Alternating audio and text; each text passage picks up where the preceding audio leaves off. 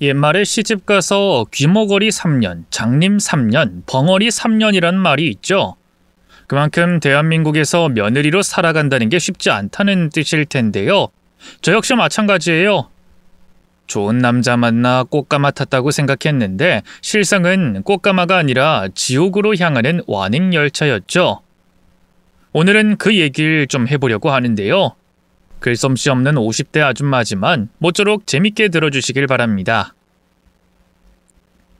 요즘 수저 계급론이 인기잖아요. 돈 많고 유복한 집안에서 태어나면 금수저, 그냥 적당히 평범한 집안에서 태어나면 은수저 하는 식으로요. 그렇게 따지면 저는 흙수저, 아니 흙보다 더 못한 쓰레기 수저를 물고 태어났다고 해야 할까요?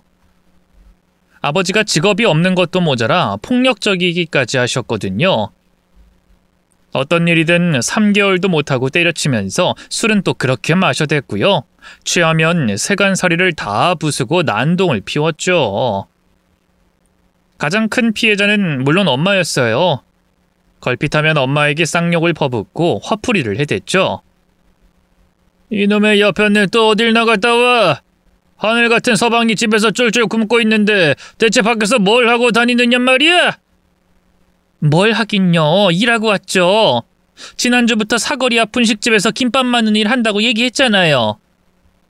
아니 이게 어디서 말대꾸를 해?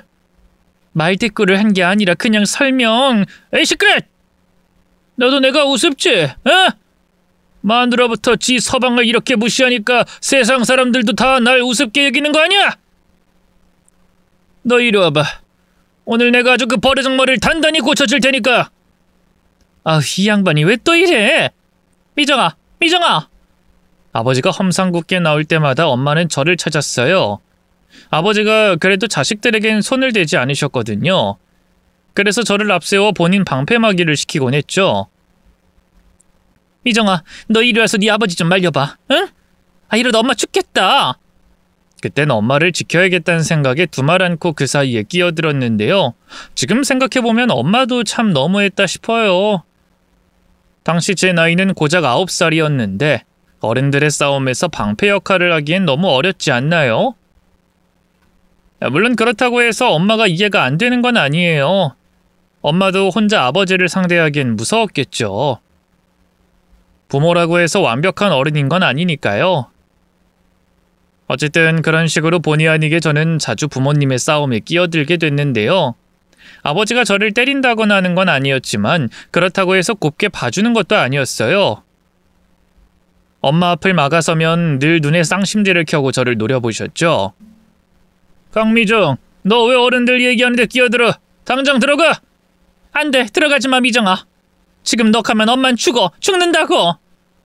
어허, 이놈의 여편네가 진짜. 왜 부부싸움에 애를 끌어들여? 강미정, 너 얼른 방으로 들어가서 공부나 해. 안 그럼 너도 같이 혼날 줄 알아? 저를 향해 주먹을 지켜드는 아버지가 너무 무서웠지만 그렇다고 해서 엄마를 혼자 남겨두고 도망갈 수도 없었어요. 그래서 떨리는 목소리로 아버지를 향해 애원했죠. 아버지, 그만 진정하세요. 예? 말로 해도 되잖아요. 어쭈, 너도 이 애비 말 안 듣는 거냐? 이 기집애, 너도 내가 우스워? 물론 아버지가 제 말을 들어주는 경우는 거의 없었어요. 대개는 벼락 같은 고함을 지르며 저를 억지로 방 안에 밀어넣었죠. 굳게 닫힌 방문 너머로 아버지의 욕설과 엄마의 비명소리, 울음소리 같은 것이 한데 어우러질 때면 지옥이 다른 데 있는 게 아니었네요. 1분이 1시간처럼 느껴질 정도였죠. 그 소리가 듣기 싫어 2살 터울의 남동생과 둘이 장롱에 들어가 숨기도 여러 번이었어요. 누나, 나 답답해. 나가고 싶어. 지금은 나가면 안 돼, 현철아. 지금은 엄마랑 아버지 싸우고 있으니까 조금만 기다렸다가 나가자. 알겠어. 근데 누나, 두 분은 왜 맨날 싸우는 거야? 내가 어제 받아쓰기 30점 맞았잖아. 그것 때문에 그래? 내가 돌대가리라서? 순진한 동생의 질문에 울컥 감정이 복받쳤어요. 저보다 더 어린 동생이 너무 안쓰럽고 가여웠죠. 아니야, 현철아. 넌 아무 잘못도 없어. 그것 때문에 그런 거 아니야. 그냥 아버지 일이 요즘 잘 안 풀리니까 그래서 그런가 봐. 정말? 나 때문에 그런 거 아니지? 그럼 아니라니까. 그 어둡고 좁은 장롱 안에서 동생을 꽉 안아주면서 다짐하곤 했어요. 이 죄 없는 동생만큼은 내가 지켜주겠다고, 행복하게 해주겠다고 말이죠.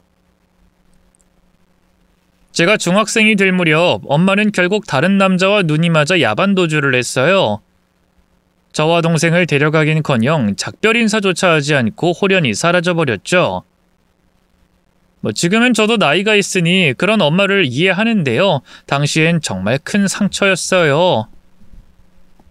아버지는 몰라도 엄마가 저희 남매를 버릴 줄은 꿈에도 몰랐거든요. 엄마가 떠난 뒤 아버지는 더욱더 많은 술을 마시기 시작했어요. 맨정신으로 있을 때보다 취해 있을 때가 더 많았죠. 엄마가 없으니 분노의 화살은 자연스레 저를 향했네요. 미정이, 너 이놈의 기집애, 넌 너희 엄마 어디 있는지 알고 있지? 그렇지? 당장 가서 그 여자 데려와. 내 눈앞에 데려오라고! 아버지, 제가 엄마가 어디 있는지 어떻게 알겠어요? 저한테도 아무 말 안 하고 떠났는데. 거짓말하지 마! 세상에 지 자식 새끼까지 버리고 가는 여자가 어딨어? 이게 지 이미 닮아가지고 뻔뻔하게 거짓말만 늘어놓는 거 봐. 너 안 되겠어. 이리 와서 바지 걷고 종아리 내! 아버지는 훈육이라는 핑계로 자주 제게 매를 드셨어요. 말이 훈육이지 실상은 그냥 분풀이였죠. 종아리를 파고드는 매질이 어찌나 쓰라리고 고통스럽던지 피가 줄줄 나는 건 물론이고요. 다음 날이면 걷지도 못할 정도로 다리가 퉁퉁 붓곤 했네요.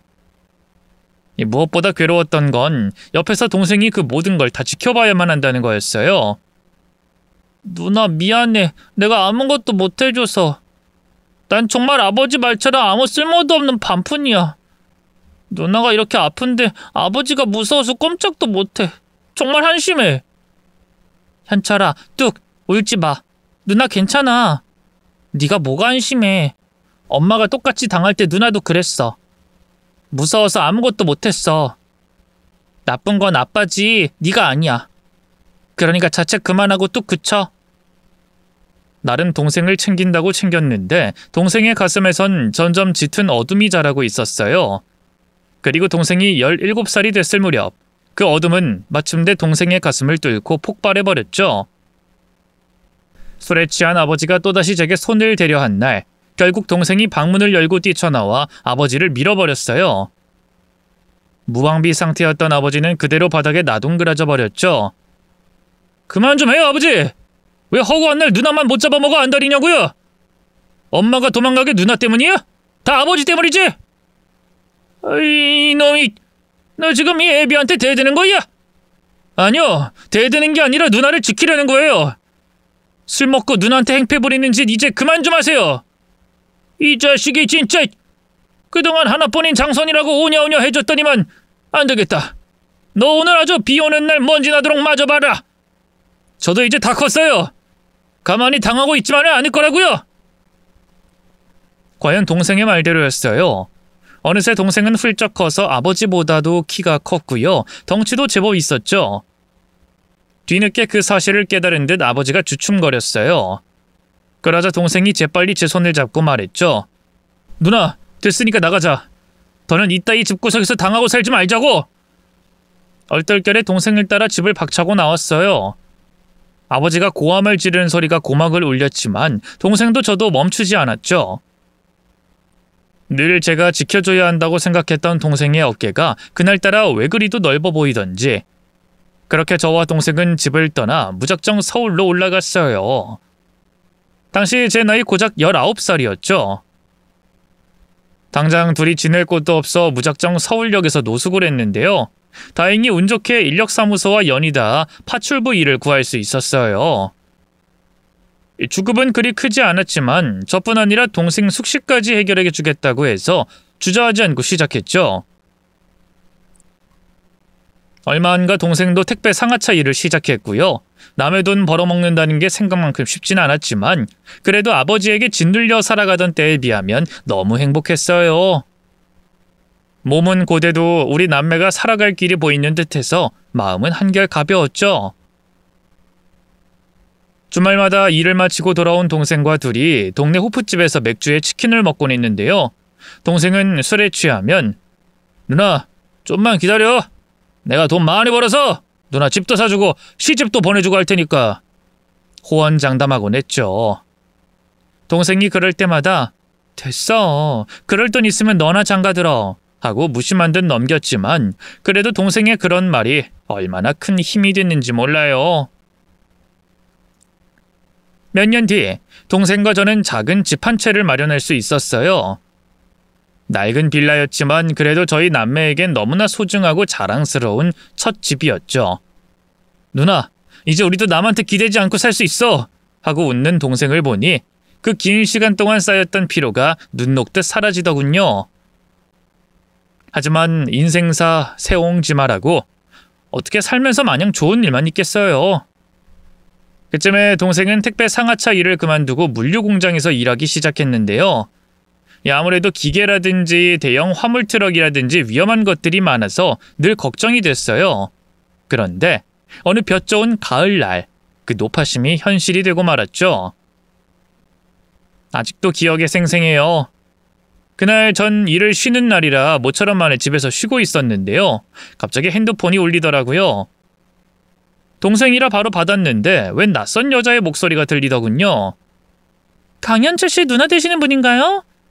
그런데요. 누구세요? 여기 현철 씨 일하는 공장인데요. 현철 씨가 지게차에 깔려서 지금 병원에 실려가고 있어요. 빨리 와보셔야 할 것 같아요. 심장이 바닥으로 곤두박질 치는 기분이었어요. 무슨 정신으로 병원까지 달려갔는지도 모르겠네요. 응급실에서 만난 동생은 온몸이 피투성이었어요. 담당 의사가 저를 불러 말하길 지게차에 깔리면서 다리를 심하게 다쳤다고 하더군요. 바로 수술 들어가긴 할 건데 솔직히 다리를 살릴 수 있을지는 장담할 수 없습니다. 신경이 이미 죽어버린 상태면 되살리기 힘들거든요. 괜찮아요, 선생님. 다리는 제가 우리 현철이 두 다리가 기꺼이 되어주면 되니까 업고라도 다니면 되니까 제발 우리 현철이 살려만 주세요. 숨만 붙여주시면 이 은혜는 절대 잊지 않을게요. 병원 복도에 무릎 꿇고 앉아 간절하게 빌었어요. 놀란 의사가 절 일으키며 최선을 다해보겠다고 하더군요. 그 덕분일까요? 기나긴 수술 끝에 동생은 무사히 눈을 떴어요. 물론 한쪽 다리는 평생 잃고 말았지만 말이에요. 수술 후 병실에서 눈을 뜬 동생은 처음엔 자신의 상황을 받아들이지 못했어요. 누나, 이게 뭐야? 왜 다리가 없지? 대체 이게 뭐냐고! 현철아, 괜찮아. 누나가 앞으로 네 다리가 돼주면 되잖아. 그러니까 괜찮아. 다 괜찮을 거야. 괜찮긴 뭐가 괜찮아! 평생 다리 병신으로 살아야 하는데 이럴 거면 날 왜 살렸어? 차라리 그냥 죽게 두지 왜 살렸냐고! 다른 건 다 참을 수 있었는데요. 동생의 그 마지막 말만큼은 견딜 수가 없었어요. 그래서 저도 모르게 동생의 뺨을 때리고 말았죠. 왜 살렸냐고? 어떻게 그런 말을 할 수가 있어? 넌 내 하나뿐인 동생인데, 유일한 내 가족인데. 너 죽으면 나도 죽는 거야. 그러니까 살아. 강현철, 누나 죽는 걸 보고 싶지 않으면 악착같이 살라고. 동생에게 던진 모진 말은 고스란히 칼이 되어 제게 날아왔어요. 저는 허물어지듯 그 자리에 주저앉아 눈물을 쏟아냈죠. 미안해, 현철아. 누나가 다 미안해. 널 그런 위험한 곳에서 일하게 두는 게 아니었는데 진작에 그만두라고 했어야 하는데. 할 수만 있다면 내 다리를 잘라서라도 너한테 주고 싶어. 그만해, 누나. 누나가 왜 사과해? 몹쓸 만한 건 난데. 누나가 무슨 잘못이 있다고. 동생도 어느새 뜨거운 눈물을 흘리며 말을 잇지 못했어요. 그렇게 서로 얼마나 한참을 울었던지요. 그러나 언제까지나 좌절하고 있을 수만은 없었어요. 저희 남매의 자격 없는 부모 덕분에 옛날부터 불행과 고통에는 단단히 면역이 되어 있었으니까요. 밟으면 밟을수록 잡초처럼 더 되살아난다고 해야 할까요? 먼저 동생은 재활치료부터 시작했어요. 의족을 착용하고 다시 걷기 위해 엄청난 노력을 기울였죠. 동생이 재활센터에서 걸음마를 다시 배우듯 한 걸음씩 서툴게 걷는 모습을 보며 또다시 눈물이 쏟아졌지만 누나인 제가 더욱더 강해져야 할 때였어요. 우선 일을 더 늘렸어요. 일을 할 수 있게 된 동생 몫까지 돈을 더 벌어야 했어요. 매달 나오는 병원비도 어마어마했고요. 그래서 당시 하고 있던 식당 일에 더해 우유 배달과 건물 청소를 시작했네요. 동생한텐 아무 말도 하지 않았어요. 알면 걱정할 게 뻔했으니까요. 일에 치여 살다 보니 시간이 빠르게 흘러갔어요. 동생은 재활치료를 끝내고 무사히 퇴원했고요. 집에서 할 수 있는 일을 알아보기 시작했어요. 쉽지 않았지만 다행히 장애인 복지센터의 도움을 받아 공공기관 서류 작성 업무를 도맡게 됐죠. 보수는 그리 크지 않아도 사람이 생산적인 일을 한다는 게 얼마나 중요해요. 특히 동생처럼 누군가의 도움 없인 집에만 있어야 하는 사람에겐 특히 더 중요했죠. 집에 온 뒤로 늘 우울하게 누워만 있던 동생은 일을 시작한 뒤로 많이 밝아졌어요. 낡은 고물 컴퓨터로 일하는 게 안타까워서 노트북을 하나 사줬는데 어찌나 좋아하던지요. 이렇게 평생 동생과 둘이 물질적으로 넘치진 않아도 불행하진 않게 살아갈 줄 알았는데 그 누가 알았겠어요? 제게 뜻밖의 사랑이 찾아올 줄은 말이죠. 남편은 사회복지센터 직원이었어요. 동생 때문에 종종 저희 집에도 찾아온 적이 있었는데요. 동생을 아무런 편견 없이 인격적으로 대우해주는 모습이 참 좋았어요. 성실하면서 다른 사람들한테 싹싹한 모습도 보기 좋았고요. 그렇다고 해서 뭐 바로 연애 감정이 생기거나 한 건 아니었는데요. 크리스마스를 앞둔 어느 겨울, 남편이 갑자기 제게 데이트 신청을 하더라고요. 성탄절에 같이 영화나 한 편 보러 가지 않겠냐고요. 깜짝 놀란 것도 잠시 부담스러운 마음에 거절하려고 했는데요. 옆에 있던 동생이 난리를 치더군요. 아, 왜 누나? 어차피 할 일도 없잖아. 그냥 갔다 와. 어차피 난 집에서 하루 종일 게임할 거란 말이야. 아니 그래도 너 밥도 챙겨야 하고. 참나. 아, 내가 한두 살 먹은 애야? 밥은 나 혼자서도 차려 먹을 수 있어. 아, 자꾸 그렇게 내 핑계 대면 내가 뭐가 돼? 결국 동생의 성화에 못 이겨 같이 영화를 봤는데요. 어찌나 떨리고 긴장되던지 영화가 눈에 들어오질 않더라고요. 그래도 끝까지 보고 극장을 나오는데 남편이 말없이 제 손을 잡더군요. 저는 거부하지 않았고요. 그 뒤로 저희 사이는 급속도로 가까워졌고요. 그렇게 저는 남편과 1년간의 짧은 연애 끝에 결혼까지 하게 됐죠. 물론 결혼까지 가는 과정이 쉽지만은 않았어요. 저는 고아나 다름없는 데다 한쪽 다리가 불편한 남동생까지 떠안고 있는 처지였으니까요. 그에 반해 남편은 공무원인 시아버지와 전업주부인 시어머니 밑에서 유복하게 자랐고요. 저보다 4살 어린 시누이 역시 명문대를 나온 재원이었죠. 솔직히 남편이 그렇게까지 집안이 좋은 줄은 몰랐기 때문에 많이 당황했어요. 저를 곱지 않은 눈으로 쏘아보는 시부모님을 보면서 위축도 됐고요. 그래도 뜻하지 않게 애가 들어서는 바람에 결혼식은 치를 수 있었는데요. 그 뒤로 시댁에서 주는 스트레스가 장난이 아니었죠. 어느 정도 각오는 했는데도 정말 견디기 힘들더라고요. 시부모님이 결혼을 허락하면서 내건 조건이 합가였기 때문에 저희 부부는 바로 시댁으로 들어가야 했어요. 시부모님은 제가 임신했다는 걸 이유로 신혼여행조차 못 가게 하셨죠. 사실 마음만 먹으면 제주도라도 다녀올 수 있었을 텐데 말이에요. 그래도 굳이 그런 걸로 시작부터 시부모님과 척을 지고 싶지는 않았어요. 예쁨 받는 며느리가 되려고 얼마나 노력했는지 몰라요. 새벽같이 일어나서 식구들 먹을 밥을 차리고 치우고 하는 건 기본이고요. 청소에 빨래, 시어머니가 키우는 식물 관리까지 모든 일을 도맡아 했습니다. 시어머니가 며느리로 들어왔으면 당연히 이 정도는 해야지 라고 말씀하셔서 한마디 불평 없이 묵묵히 해냈어요. 솔직히 홀몸도 아니고 임신 상태로 그런다는 게 쉽지 않잖아요. 만삭이 가까워질수록 점점 일하는 속도도 느려지고 몸을 숙이거나 할 수 없어 못하는 일도 많아졌는데요. 그럴 때마다 시어머니가 얼마나 눈치를 주셨는지 몰라요. 임신한 게 아주 유세지? 걸레질도 못한다, 빨래도 못한다, 아주 상전 납셨다, 납셨어. 내가 이 나이에 네 수발까지 들어야 하니? 어? 죄송해요, 어머님. 배가 너무 불러서 뭘 하려고 해도... 아유, 내 팔자야. 남들은 부잣집 며느리들에서 가정부 쓰고 명품백 받고 아주 호화롭게 산다는데 난 이 나이에 임신한 며느리나 모시고 살아야 하니.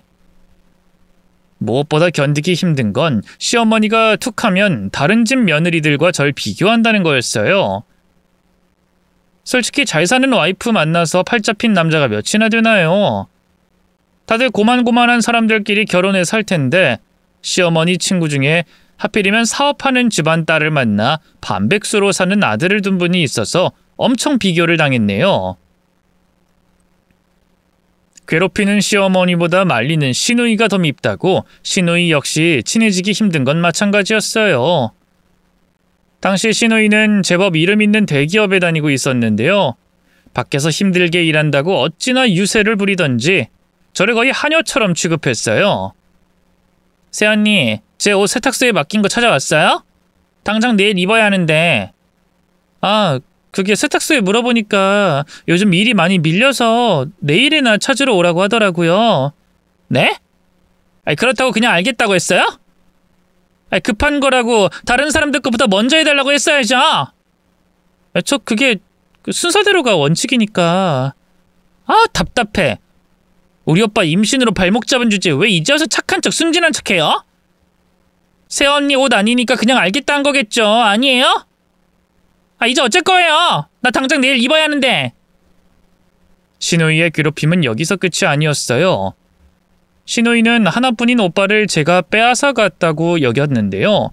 그래서인지 저희 부부들이 시간을 보내는 걸 몹시 싫어했어요. 어쩌다 시부모님이 여행이라도 가서 여유가 생기면 전 남편과 단둘이 있고 싶었는데요. 그때마다 악착같이 끼어들더군요. 힘들어서 퇴근 못하겠다고 자길 데리러 오라고 하질 않나. 주말엔 남편만 쏙 데리고 나가서 영화를 보고 오질 않나.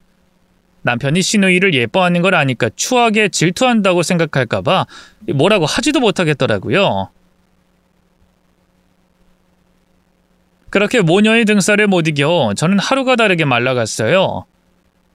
일에 바쁜 시아버지는 제가 집에서 어떤 취급을 받든 무관심했고요.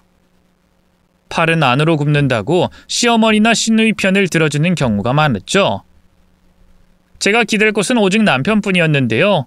사실 남편도 별다른 힘이 되어주지 못하는 건 마찬가지였어요. 시댁 식구들 앞에서 제 편을 들어봤자 시아버지는 언성만 높이고 시어머니는 억지 눈물을 짜내며 야단을 부리셨거든요. 어릴 때 부모님 때문에 생긴 트라우마 탓일까요? 전 그렇게 집안이 시끄러워지는 게 너무 싫더라고요. 그냥 내가 참고 말지 않은 마음이 들었죠. 그래서 언젠가부터 시어머니가 괴롭혀도 굳이 남편에게 그 사실을 알리지 않았어요. 괜한 분란을 만들고 싶지 않았거든요. 차라리 그게 몸은 힘들지언정 속은 더 편하대요. 뱃속에 있던 딸애도 무사히 건강하게 태어나줬고요. 그쯤 제 유일한 걱정은 혼자 남겨진 남동생이었어요. 물론 의족 생활에 익숙해진 남동생은 혼자서도 잘 지내고 밖에도 열심히 나다녔지만 그래도 늘 동생의 외로움이 마음에 걸렸죠. 그런데 어느 날 동생이 밝은 목소리로 전화를 걸었어요. 누나, 놀라지 말고 들어? 나 실은 만나는 사람 생겼는데 결혼까지 염두에 두고 있어서 누나한테도 소개해주고 싶어. 뭐? 네가 여자친구가 생겼다고? 누나도 아는 사람이야. 전에 나 공장 다닐 때 같이 일하던. 병원에서 몇 번 얼굴 본 적 있을걸? 놀랍게도 동생의 상대는 제게 사고 소식을 전해줬던 그 아가씨였어요. 몰랐는데 동생이 공장을 그만둔 뒤에도 종종 만났다고 하더라고요. 그러다 연애 감정으로 발전했고 말이죠. 사실 사지멀쩡한 아가씨가 남동생하고 결혼하겠다고 하니 걱정부터 앞서긴 했어요. 결혼은 엄연한 현실인데 나중에 이혼하겠다고 하면 어떡하지? 하고 말이죠. 하지만 동생이 여자친구를 만나자 그런 걱정도 눈 녹듯이 사라졌어요. 저 정말로 현철 씨 많이 사랑하고 있어요. 어떤 고난이 닥쳐와도 현철 씨와 함께 이겨내고 서로 의지해서 걸어나가고 싶어요. 동생의 여자친구는 딱 봐도 강인해 보이는 사람이었어요. 무엇보다 제 동생을 너무 사랑하고 있다는 게 눈에 잘 보였죠. 윗머리 맑아야 아랫머리 막다고 부모님들도 참 좋은 분들이었어요. 특히 동생의 장모 되시는 분은 상견례 자리에서 제 손을 잡고 그러더군요. 어린 나이에 상경해서 남매 둘이 사느라 얼마나 힘들었어요. 특히 손윗 사람이라고 더 어깨가 무거웠겠죠. 이젠 그쯤 편히 내려놔요. 강서방은 이제 우리 아들이나 다름없으니까. 사돈댁도 힘든 일 있으면 언제든 얘기하고요. 그 따뜻한 말에 주책맞게도 눈물이 쏟아졌어요. 제 주변엔 그렇게 따뜻하고 인자한 어른이 한 명도 없었으니까요. 우리 엄마도 이런 사람이었으면 어땠을까? 아니, 적어도 시어머니라도 하는 생각이 절로 드는 건 어쩔 수 없었네요. 그래서 저도 모르게 집에 돌아오는 길에 남편에게 그랬어요. 우리 현철이 말이야. 처도 그렇고 그 부모님들도 그렇고 좋은 가족 만난 것 같아 다행이야. 그러게. 사실 난 처남이 장가갈 줄 몰랐어. 다리가 그래가지고. 어떤 정신 나간 여자가 데려갈까 했는데 집신도 짝이 있다고 이렇게 가네. 남편의 말에 저도 모르게 심장이 철렁했어요. 제 동생은 물론 올케까지 낮잡아 보는 듯한 그 말투가 너무 상처였죠. 그게 무슨 말이야? 어느 정신 나간 여자가 데려가냐니. 우리 올케가 미친 여자라서 다리 병신인 현철이랑 결혼한다는 거야? 아니 난 그냥 잘됐다 싶어서 한 말인데 왜 과민 반응하고 그래? 내가 과민 반응하는 게 아니라 당신이 말을 이상하게 한 거지. 나라고 뭐 당신한테 하고 싶은 말이 없어서 가만히 있는 줄 알아? 오늘 올케네 부모님 뵙고 너무 부러웠어. 얼마나 경호 있고 따뜻한 분들인지. 아까 내 손 잡아주면서 그동안 고생했다고 하는데 눈물이 다 나더라. 아, 나도 이런 집안에 시집 갔으면 좋았을 텐데 하고. 참나. 우리 집이 뭐 어때서? 안 그래도 얘기할까 했는데 당신 아까 그 자리에서 그렇게 울면 우리 부모님이 뭐가 돼? 엄청 시집살이 당하고 사나보다 그렇게 생각할 거 아니야. 그게 사실이잖아. 내가 당신한테 말을 안 해서 그렇지 어머님도 그렇고 아가씨도 얼마나 날 못살게 구는 줄 알아? 내가 은영이 돌보랴 집안일 하랴 바쁜 거 뻔히 알면서 화초 분갈이해라 물 좀 떠와라. 아주 내가 자기들 개인 시녀인 줄 안다고. 그 정도 가지고 뭘 그래. 우리나라 여자들 다 그렇게 살아. 당신만 그런 거 아닌가 유난 떨지 말라고. 뭐? 유난? 내가 지금 유난 떠는 걸로 보여? 내가 잠도 제대로 못 자고 밥 한 술 제대로 못 뜨고 종일 일만 하는 걸 뻔히 알면서 어떻게 그런 말을 할 수가 있어? 남편과 그렇게 언성을 높여 싸워본 건 처음이었어요. 아마 올케네 부모님을 뵙는 자리에서 서로 감정이 1차로 먼저 상해 있기 때문이었겠죠. 그래도 저는 먼저 풀려고 했어요. 어쨌든 미운하고 온한 내 남편이었고 저희 사이엔 갓난쟁이 딸도 있었으니까요. 하지만 남편은 단단히 마음이 상했는지 제 화해 신청을 차갑게 거절했고요. 남동생 결혼식 관련해서도 아주 치사하게 굴었어요. 못해도 세탁기나 냉장고 같은 가전 하나는 해주고 싶었는데 딱 잘라 거절하더군요. 아니 가족끼리 뭐 그리 비싼 거래. 처남도 우리 사정 뻔히 알 텐데 그냥 축이나 하면 됐지. 그래도 내가 누나잖아. 하나뿐인 동생이 결혼하는데 잘 살라고 세탁기 하나 정도는 사주고 싶어. 그럼 당신 돈으로 하던가. 뭐? 내 돈으로 하라고? 아 그래. 막말로 당신 동생인데 왜 내 돈을 써서 축하해줘야 하는데? 비아냥거리는 남편을 보면서 입이 떡 벌어졌어요. 아무리 감정이 상해 있는 상태라고 해도 어쩜 그런 말을 할 수가 있는지. 이런 남자인 줄은 꿈에도 몰랐기에 손이 덜덜 떨리더군요. 당신 어떻게 그런 말을 해? 내가 집에서 하루 종일 은영이 키우랴 집안일 하랴 얼마나 힘든 줄 알면서. 그건 고맙게 생각하는데 솔직히 당신이 어디 나가서 돈 벌어오는 건 아니잖아. 밖에서 일하는 것도 힘들어. 그러니까 당신도 은영이 낳고도 여직 집에 늘러붙어 있는 거 아니야? 어쨌든 난 내 돈으로 처남 가전해줄 생각 없으니까 그런 줄 알아. 돈으로 저를 찍어 누르려는 남편이 너무 괘씸했어요. 무엇보다 그런 남편 앞에서 아무것도 할 수 없는 무능력한 제가 싫었죠. 그래도 축의만큼은 돈 100만 원이라도 하길 바랬는데요. 끝까지 저한테 액수를 안 알려주더라고요. 그래서 나중에 올키에게 슬쩍 물어보니 난감한 표정으로 웃기만 하더라고요. 올키 왜 웃기만 해. 그러지 말고 솔직하게 말해주라. 그 인간 축의 얼마나 했어? 응? 나한텐 아무리 물어봐도 안 알려주네. 저기 그게 5만 원 넣어주셨더라고요. 뭐? 5만 원? 확실해? 뭔가 착오가 있던 게 아니고? 몇 번이나 확인해 봤는데 5만 원 맞아요. 그이가 아주버님한테 물어도 봤는데 제대로 넣은 게 맞다고. 이해해요. 은영이도 태어났고 돈 들어갈 곳이 많겠죠. 애써 웃으며 이해해주는 올케를 보는데 얼굴이 다 화끈거리더라고요. 어쩐지 죽어도 축이 얼마 있는지 안 알려주더라니. 어떻게 제게 이런 창피를 줄 수 있는지 화가 나더군요.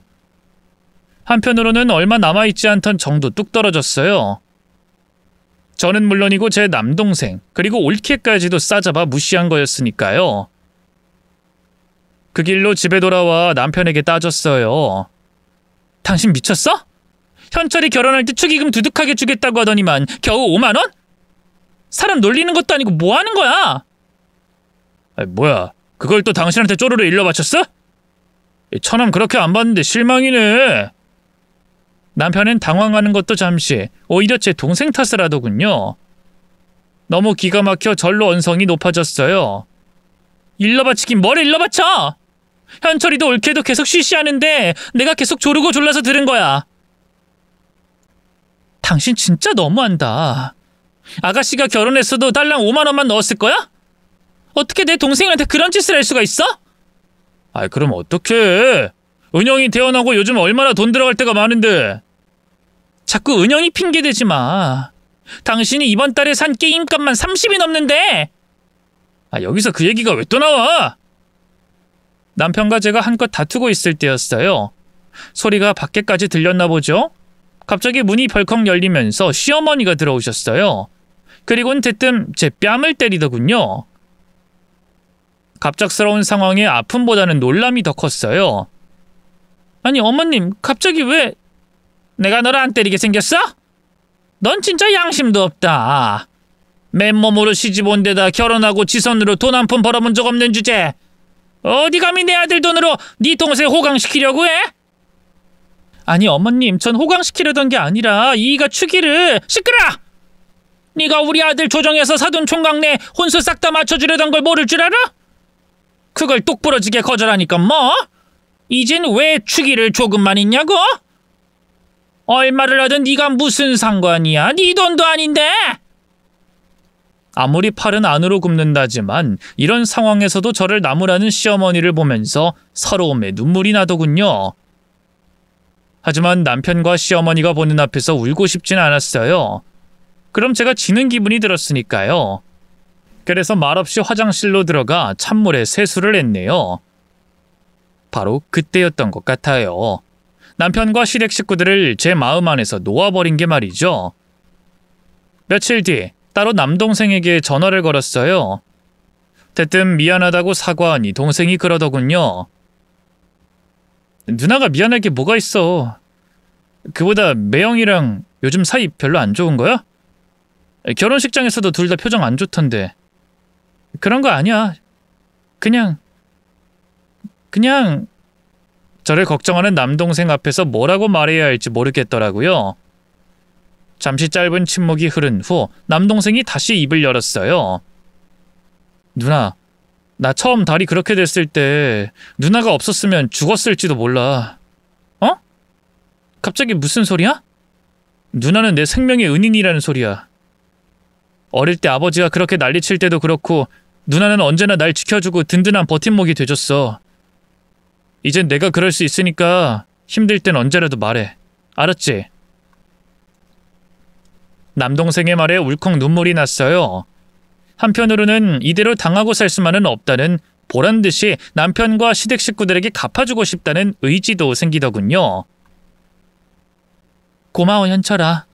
누나가 또 연락할게. 동생과 전화를 끊고 바로 일자리부터 알아봤어요. 딸애도 어느 정도 컸겠다. 이젠 저도 돈을 벌어야겠다는 생각이 들더군요. 물론 쉽지만은 않았어요. 제가 다시 일을 시작하겠다고 하니 시어머니는 애는 누가 보냐, 집안일은 누가 하냐 난리를 쳤고요. 남편도 그깟 푼돈 벌려고 괜히 고생하지 말고 집에 있으라고 하더군요. 하지만 시댁 식구들의 만류에도 불구하고 저는 집 근처 식당에서 일을 시작했어요. 딸이 유치원에 있는 시간 동안만 하는 거였지만 그래도 내 손으로 돈을 번다는 게 참 뿌듯하더군요. 손님들이 제가 만든 음식을 맛있어 할 땐 보람도 느꼈고요. 밥을 그렇게 차려줘도 맛있다 말 한마디 안 하는 시댁 식구들하고만 살았으니 그럴만도 했죠. 첫 월급 받자마자 바로 동생네 청소기부터 해줬어요. 더 비싼 걸로 해주고 싶었는데 두 사람이 그걸로 충분하다 하대요. 그렇게 일하다 보니 점점 욕심이 났어요. 아무래도 육아랑 집안일을 같이 하다 보니 식당 일을 하는 데는 한계가 있었는데요. 이 기회에 아예 남편하고 이혼하고 내 식당을 차려보면 어떨까 싶더군요. 뭐 어차피 남편에겐 더는 아무 애정도 남아있지 않았으니까요. 작은 방 하나 딸린 식당을 구하면 딸 챙기는 데도 큰 문제가 없을 것 같았고요. 문제는 돈이었어요. 제가 돈을 벌고 있긴 했지만 용돈 수준이라 식당을 차리려면 택도 없었고요. 남편이나 시부모님이 도와주실리 만무했죠. 그래도 포기하지 않고 이런저런 방법을 찾아봤는데요. 하늘은 스스로 돕는 자를 돕는다고 하잖아요. 뜻밖의 재물이 제게 굴러 들어왔어요. 바로 엄마의 생명보험금이었죠. 사실 제가 결혼하고 얼마 안 돼 아버지가 돌아가셨는데요. 동생도 저도 마음이 안 좋긴 했지만 슬프진 않았어요. 이미 남보다 못한 사이가 된 지 오래였으니까요.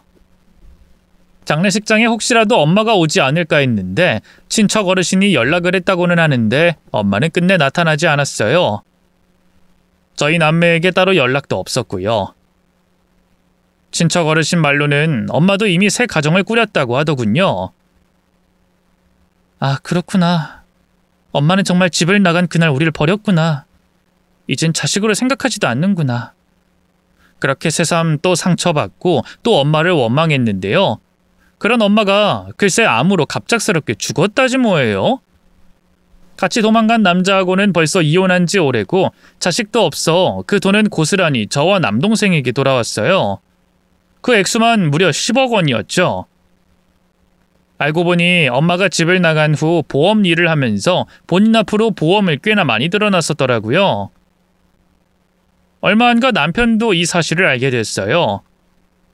동생 결혼 이후 저를 사람 취급도 안 하더니만 갑자기 언제 그랬냐는 듯이 다정해지더군요. 여보, 그 돈으로 뭐 할 거야? 처남이랑 나눠도 5억은 들어올 텐데. 글쎄, 일단 나 가게부터 하나 차릴 거라. 뭐? 가게를 차린다고? 지금 일하는 식당 관두고? 내가 한 음식이 사람들한테 반응이 좋아서 욕심이 나더라고. 한번 해보게. 그럼 내 밥은 누가 차려줘? 청소나 빨래는? 대뜸 집안일은 누가 하냐고 묻는 남편을 보면서 깨달았어요. 이 사람에게 난 그저 밥해주는 밥통이고 빨래해주는 세탁기였구나 하고 말이죠. 그래서 절로 뾰족하게 대꾸했네요. 그건 내 할 바 아니지. 평소처럼 성난 얼굴로 따지려던 남편은 흠칫하더니만 이내 억지 미소를 띄우더군요. 그래, 뭐 당신 그동안 고생했으니까 하고 싶은 대로 해.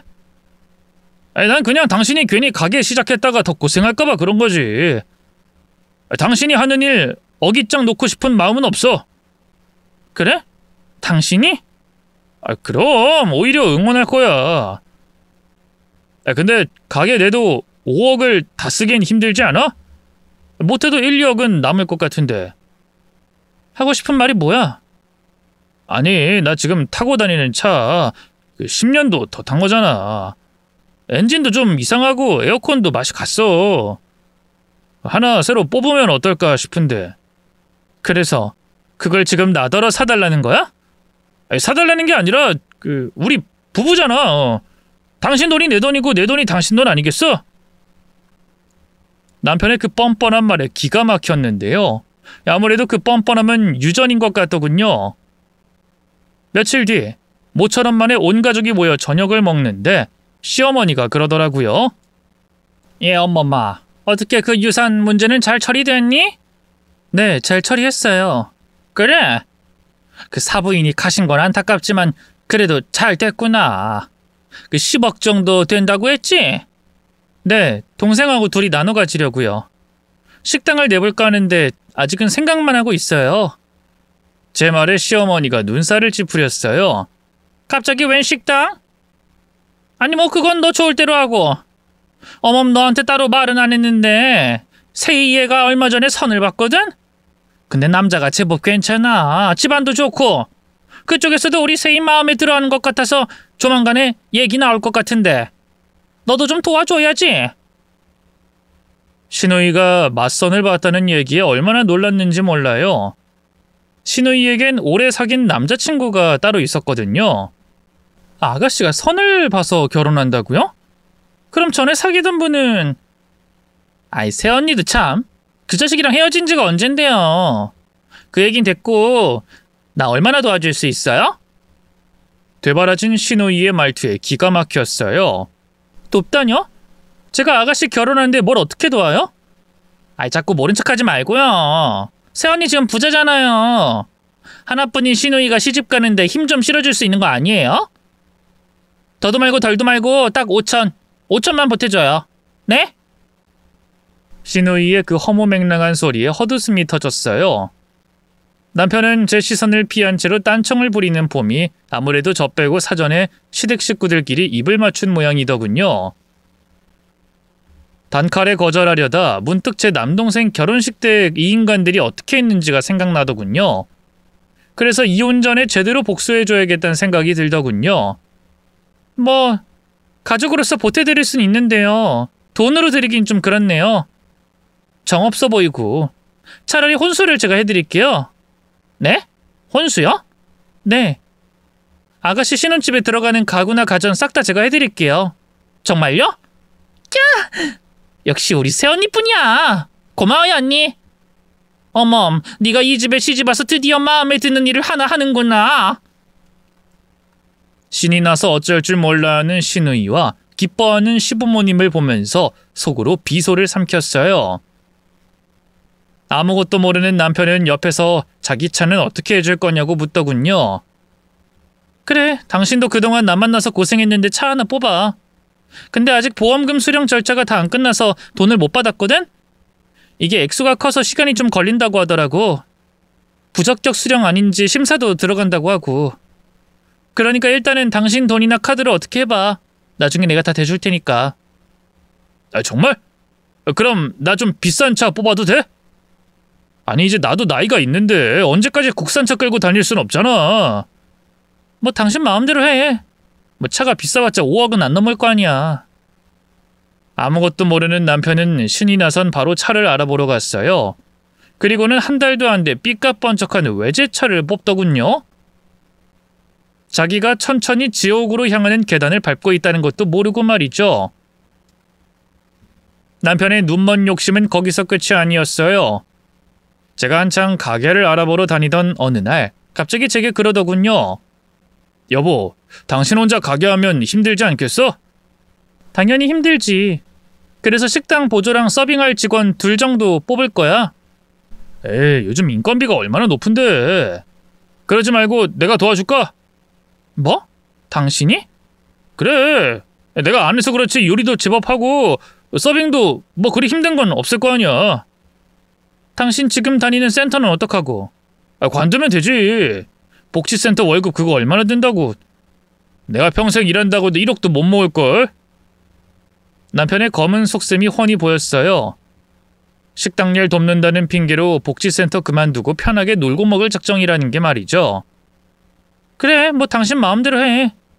저는 생긋 웃으며 그런 남편을 독려했어요. 아무것도 모르는 남편은 희희낙낙하더니만 며칠 뒤에 바로 센터를 그만둬 버렸네요. 시누이 역시 멍청한 건 마찬가지였어요. 신혼집이 결정되자마자 남편과 시아버지에게 카드를 받아 미친 듯이 긁고 다녔죠. 제가 다 내줄 거라 생각했는지 아주 비싼 걸로만 골랐더군요. 식 날짜도 바로 잡혔는데요. 알고 보니 시누이가 혼전 임신을 해서 결혼을 서두를 수밖에 없었더라고요. 솔직히 기가 막혔어요. 제가 시집 올 때 시누이가 그랬거든요.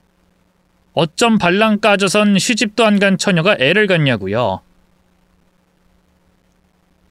어쨌든 그렇게 식을 서두른 덕인지 식장에서 시누이는 꽤 예뻤어요. 복대로 졸라맨 배도 임산부의 배처럼 보이지 않았죠. 신부 대기실에서 시누이를 잠깐 보고 밖으로 나와 손님들을 맞이했는데요. 슬그머니 다가온 시어머니가 제게 또 염치 없는 말을 하더군요. 어머마, 너 은영이 줄 축의는 따로 준비한 거지? 네? 축의요? 그건 그이가 알아서 한다고 했는데요. 얘는 그건 그거고 이건 이거지. 넌 꽁돈이 그렇게 많이 생겼으면서 네 시누이 결혼식에 축의도 안 하려고 했니? 어머님 말씀드린 것처럼 아직 엄마 보험금 수령이 안 돼서. 어차피 곧 들어올 거 아니야.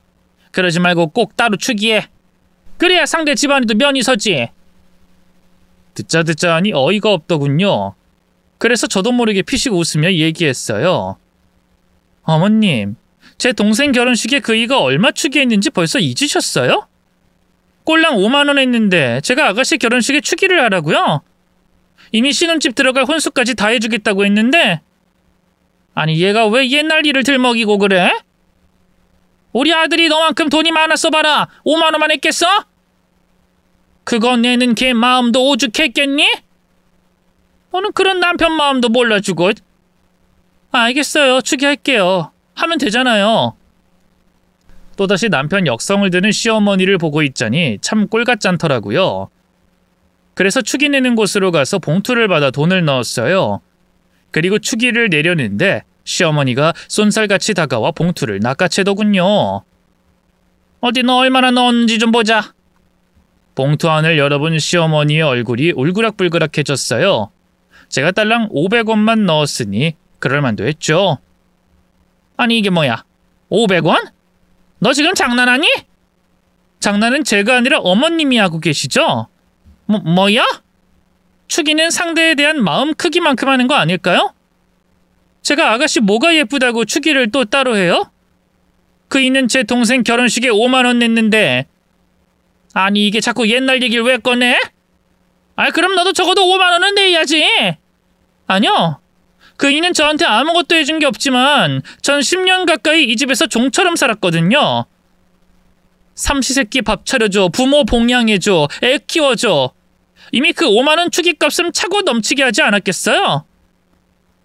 500원 넣어준 것도 다행으로 하세요. 오히려 제가 돈을 더 받아야 할 판이니까. 이런 미친. 너 집에 가서 보자. 제 되바라진 말투에 시어머니가 이를 갈았어요. 하지만 당장에 사돈댁부터 해서 보는 눈이 많으니 더는 뭐라고 못하더군요. 그날 밤 집에 돌아온 시어머니는 대뜸 베란다에서 시아버지의 골프채를 꺼냈어요. 어멈 너 당장 이리 오거라. 우리 집을 우습게 봐도 분수가 있지. 어디 지 시누이 결혼식에 축의로 500원을 내? 전에 네 동생 일로 앙심 품고 복수라도 하겠다는 거야 뭐야? 시어머니의 노한 음성에 남편도 시아버지도 진실을 알게 됐어요. 둘 다 펄쩍 뛰더군요. 아니 여보 미쳤어? 안 내니만 못하지 무슨 축의로 500원을... 왜?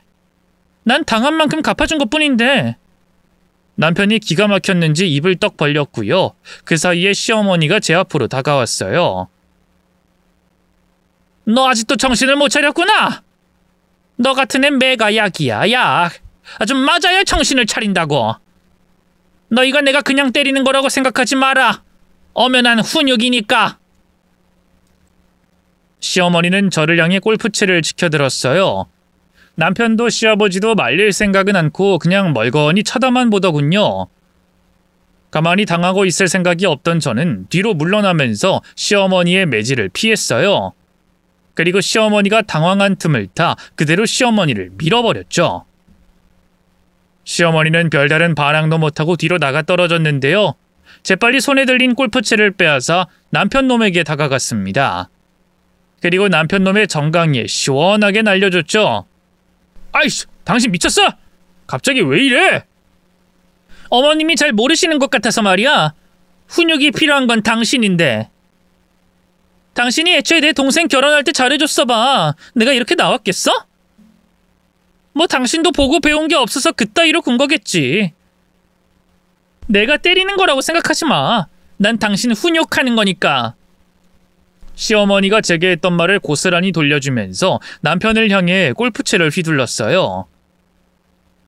운동신경이 없는 남편은 그냥 계속 얻어터지기만 하더군요.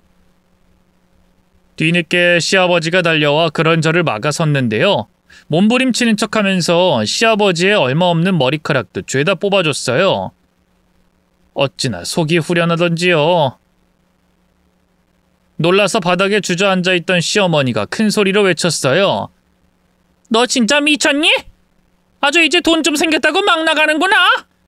아니요, 이제 시작인데요. 벌써부터 막 나간다고 하면 어떡하시려고 그래요? 우선 이것부터 받아 당신. 저한테 얻어맞고 쭈그려 있던 남편에게 서류 봉투를 던졌어요. 미리 준비해둔 이혼 서류였죠. 그걸 본 남편의 두 눈이 화등잔만해졌네요. 아니, 당신 미쳤어? 지금 나랑 이혼하겠다는 거야? 그래, 당연한 거 아니야? 그동안 당신이랑 당신 가족들이 나한테 한 짓을 생각해보라고. 아니, 내가 뭘 어쨌다고. 뭘 어쨌냐고? 나 당신한테 시집와서 한 번도 두 다리 쭉 뻗고 맘 편히 잡은 적이 없어. 늘 새벽같이 일어나서 식구들 밥 차리고 청소하고 밤 12시에 잠들면 그나마 일찍 잠드는 거였지. 당신 신혼 때나 나 챙겨줬지. 나중엔 그냥 당연하게 내가 일하는 거 두고 보더라? 아가씨나 어머님이 나 노예 취급하는 거 알면서도 모르세하고? 그건 나도 일이 힘드니까. 그래, 나도 힘들어. 너무 힘들어서 이제 그만하려고. 아무리 그래도 이혼은 아니지. 우리한테는 은영이도 있고. 이제 와서 좋은 아빠인 척 하지 마. 은영이 기저귀 한 번 갈아준 적 없고 안아준 적 한 번 없으면서. 은영이가 당신을 얼마나 싫어하는데. 당신 없이도 우리 딸 충분히 잘 키울 수 있어. 아니, 오히려 더 잘 키울 수 있어. 어쨌든 더 할 말 있으면 변호사 통해서 연락해. 난 오늘부로 이 집 더 올 일 없으니까. 딸애는 미리 남동생네 부탁해놨기에 저 혼자 집을 나섰어요. 그래서 남편이 허겁지겁 달려와 저를 붙잡더군요. 이렇게 가버리면 어떡해 당신? 정말 나랑 이혼할 거야? 지금까지 내 말을 뭘로 들은 거야? 귓구멍이 막혔니? 그럼 내 차 할부금을 어떡하고? 나 당신이 그만두라고 해서 직장까지 그만뒀는데. 그리고 세희가 혼수 산다고 내 카드 미친듯이 긁는 바람에 카드 빚만 몇 천이란 말이야. 그러자 바닥에 주저앉아있던 시어머니도 허둥지둥 다가왔어요. 그래, 이혼할 땐 하더라도 그 돈은 주고 가야지. 네가 사준다고 해서 다 빚내서 산 거잖아. 맡긴 돈 찾는 사람들처럼 당당한 시모와 남편을 보면서 팔짱을 꼈어요. 제가 왜요? 전 이제 이혼할 거고 그럼 남이나 다름없는, 아니 남보다 못한 사이인데. 너 정말 이따위로 나올 거야? 그 돈 다 내놔. 안 그럼 내가 가만 안 둘 줄 알아? 가만 안 두면 어쩔 건데요? 뭐 경찰에 며느리가 사기쳤다고 고소라도 하시게요? 한번 해보세요. 고소가 성립될진 의문이지만. 다 본인들이 써놓고 뭔 돈을 나한테 달래? 내가 그 돈 주겠다고 뭐 각서라도 썼어요? 제 비아냥거림에 남편은 망연자실한 표정으로 털썩 주저앉았고요. 시모는 이를 악물었어요. 그 모습을 보고 있자니 어찌나 속이 시원하던지요. 그러게 저 훈육시킨다고 회초리 들 시간에 딸이랑 아들 교육부터 제대로 하지 그랬어요. 아주 주제도 모르고 외제차에 70인치 TV에 세탁기, 건조기까지 미친 듯이 비싼 것만 사재끼더니만. 다 자업자득이죠. 사람은 원래 분수에 맞게 살아야 하는 법인데 앞으로는 꼭 그렇게 살라고 가르치세요. 뭐 벌써 늦었는지도 모르겠지만.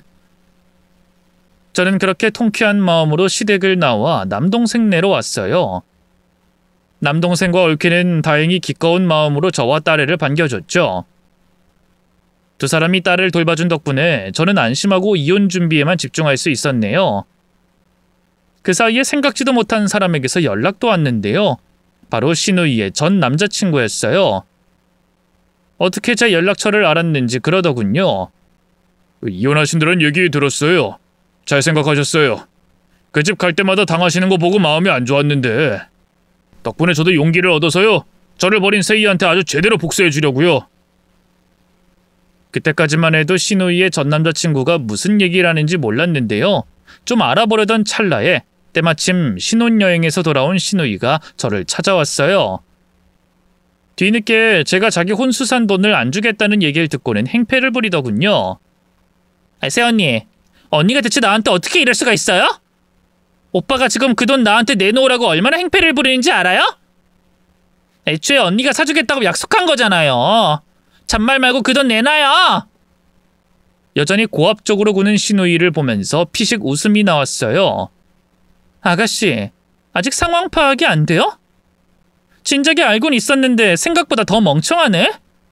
뭐라고요? 지금 나한테 멍청하다고 한 거예요? 네.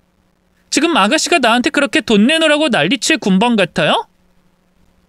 법적으로든 뭐든 내가 그 돈 줘야 할 의무가 없는데? 무릎 꿇고 싹싹 빌어도 모자랄 판에 말이야. 새언니! 언니가 어떻게 감히 나한테... 뭐? 감히? 네가 뭐 내 상전이라도 돼? 어디서 감이라는 말을 꺼내, 감히? 내가 뱃속에 네 애 생각해서 너 봐주고 있었는데 안 되겠다. 너 애 낳기도 전에 이혼당해볼래? 제 협박에 시누이가 울컥한 얼굴로 쏘아붙였어요. 뭐라고요? 새언니가 날 어떻게 이혼시키겠다는 건데요? 꽁돈 좀 생겼다고 자기가 뭐라도 되는 줄 아나 본데. 혼수 우리 아빠랑 오빠 카드로 긁은 게 뭐여? 뭐 그게 이혼 사유가 된다고 생각해요? 당연히 아니지. 그거 말고 딴 거. 딴 거 뭐야? 뱃속에 네 애 말이야. 그거 지금 남편 애 아니지? 전 남친 애지? 제 물음에 시누이의 얼굴이 바로 흑빛이 됐어요. 시누이 전 남자친구가 한 말을 듣고 저 나름대로 추측해 본 건데 전곡을 찌른 거죠. 무슨 말도 안 되는 소리래요? 아니거든요? 그래? 맞는 것 같은데? 헛소리하지 마세요. 그 더러운 돈 안 받고 말 테니까. 시누이는 도망치듯 저를 떠났고요. 그 뒤로는 겁이 단단히 났는지 얼씬도 안 하더군요. 나중에 알게 된 사실이지만 시누이 전 남자친구가 결국 시누이 시댁까지 찾아가선요. 뱃속의 애가 자기 애라고 다 말했다고 하더라고요. 바보 같은 시누이가 맞선까지 보고선 또 전 남자친구를 만나 실은 오빠 애라고 다 말을 해버렸더군요. 결국 시누이는 애를 채 낳기도 전에 시댁에서 쫓겨났고요. 이혼녀가 돼서 돌아왔죠. 저 역시 지리한 재판 끝에 이혼녀가 됐네요. 뭐 저 같은 경우는 시누이와 다르게 제가 너무나 바라던 일이었지만요. 남편은 안 되겠다 싶었는지 재산 분할을 해달라며 소송을 걸었는데요. 소용없는 짓이었어요. 애초에 친정엄마의 보험금은 재산 분할 대상이 되지 않으니까요. 결국 남편은 쓸데없는 재판으로 또 수천을 날리고요. 완전히 파산해선 지금은 은둔형 외톨이가 돼 밖에도 안 나온다 하더군요. 시아버지도 공직사회에 딸 자식이 한 짓이 죄다 소문이 나서요. 결국 얼마 못 버티고 직장을 그만두셨어요. 그 코딱지만한 연금으로는 내 식구가 먹고 살기도 힘들어서요. 지금은 경비 일을 하면서 다 큰 자식들 먹여 살리고 있다 하더군요. 시모도 그 나이에 파출부 일을 하고 있고요. 인구왕보란 건 이럴 때 쓰는 말이겠죠? 반면 저는 잘 살고 있어요. 식당도 제 생각보다 더 잘 돼서 얼마 전 2호점도 냈고요. 좋은 남자 만나 재혼도 했습니다. 남동생네 부부랑도 자주 왕래하면서 잘 지내고 있고요. 앞으로도 저희 가족 앞날에 꽃길만 계속됐으면 하는 바람이네요. 긴 얘기 들어주셔서 고맙습니다. 모두 건강하세요.